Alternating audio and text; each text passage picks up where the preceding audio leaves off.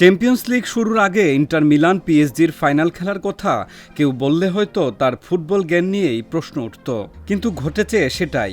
বড় বড় দলকে পেছনে ফেলে ফাইনালে জায়গা করে নিয়েছে ইতালির ইন্টার ও ফ্রান্সের পিএসজি। এর আগে 3বার চ্যাম্পিয়ন্স লিগ জিতেছে ইন্টার, আর শিরোপাশূন্য পিএসজির এটি দ্বিতীয় ফাইনাল। তো কোন দল জিতবে আজকের ফাইনাল? কার মাথায় শোভা পাবে ইউরোপ সেরার মুকুট? ফুটবল শ্রেষ্ঠত্বের আসর চ্যাম্পিয়ন্স লিগের ফাইনালে আজ রাতে মুখোমুখি হচ্ছে পিএসজি এবং ইন্টার মিলান। মিউনিখে এলিয়াঞ্জ অ্যারেনায় শিরোপা নির্ধারণী ম্যাচে গুরুত্বপূর্ণ হয়ে উঠতে পারে বেশ কিছু বিষয়। রক্ষণে শক্তিশালী ইন্টার বনাম পিএসজির আক্রমণের ত্রাস। ফাইনালে ভাগ্য নির্ধারণে বড় ভূমিকা রাখতে পারে ইন্টারের শক্তিশালী রক্ষণ ও পিএসজির আক্রমণের ত্রাস। আক্রমণে ওঠার সময় পিএসজির আক্রমণ ভাগকে বরাবরই ত্রাস ছড়াতে দেখা গেছে। চলতি মৌসুমে এখন পর্যন্ত 16 ম্যাচে 33 গোল করেছে তারা। 14 ম্যাচে 43 গোল করে শীর্ষে থাকা বার্সার ঠিক পরেই পিএসজির অবস্থান। অন্যদিকে ইন্টার 14 ম্যাচে গোল করেছে 26টি। গোল দেওয়ায় পিছিয়ে থাকলেও গোল বাঁচানোয় পিএসজির চেয়ে এগিয়ে ইন্টার। ইতালিয়ান ক্লাবটির 11 গোল হজম করার বিপরীতে পিএসজি গোল হজম করেছে 15টি। দুই দলের সাম্প্রতিক খেলার ধরন অনুযায়ী বলা যায় পিএসজি ম্যাচের যে কোনো পরিস্থিতিতে আক্রমণাত্মক ফুটবল খেলেছে, কিন্তু ইন্টারের নজর ছিল রক্ষণ ঠিক রেখে প্রতি আক্রমণে জোর দেওয়া। সামার বনাম দোন্নারুমা।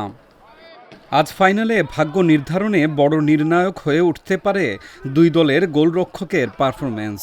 দুই গোলরক্ষকই এবারের আসরে অবিশ্বাস্য কিছু সেভ করেছে। বার্সেলোনার বিপক্ষে ইন্টারের সেমিফাইনালে তাকালেই গোলরক্ষকের প্রভাবটা স্পষ্ট বোঝা যায়। দুই লেগ মিলিয়ে এই সুইস গোলরক্ষকের সেভ 14টি।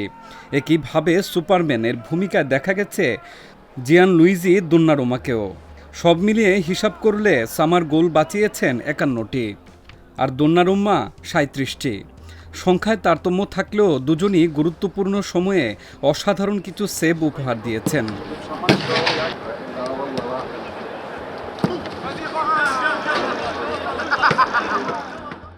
এনজাগি বনাম এনরিকের ডাগআউট লড়াই। এই ম্যাচে পার্থক্য গড়ে দিতে পারে ডাগআউটে দাঁড়ানো দুই কোচ সিমোনে ইনজাগি ও এনরিকে। কৌশলগতভাবে দুজনই ক্ষুরধার কোচ। দলকে কিভাবে বড় ম্যাচে জেতাতে হয় সে অভিজ্ঞতাও ভরপুর আছে এই দুই কোচের। সে সঙ্গে আছে চ্যাম্পিয়ন্স লিগ ফাইনালের ডাগআউটে দাঁড়ানোর অভিজ্ঞতাও। সাফল্যে অবশ্য এনরিকে এগিয়ে, তবে এনজাগিকেও পিছিয়ে রাখার সুযোগ নেই। নিজের শক্তিকে দারুণভাবে ব্যবহার করতে পারেন এই ইতালিয়ান। গুরুত্বপূর্ণ সময়ে স্নায়ুচাপ সামলে কে কিভাবে ম্যাচের গতিপথ দিতে পারবেন তার উপরই নির্ভর করছে এই ম্যাচের ভাগ্য। সব মিলে দেখা যাক আজকে কার মাথায় ওঠে ইউরোপ সেরার মুকুট।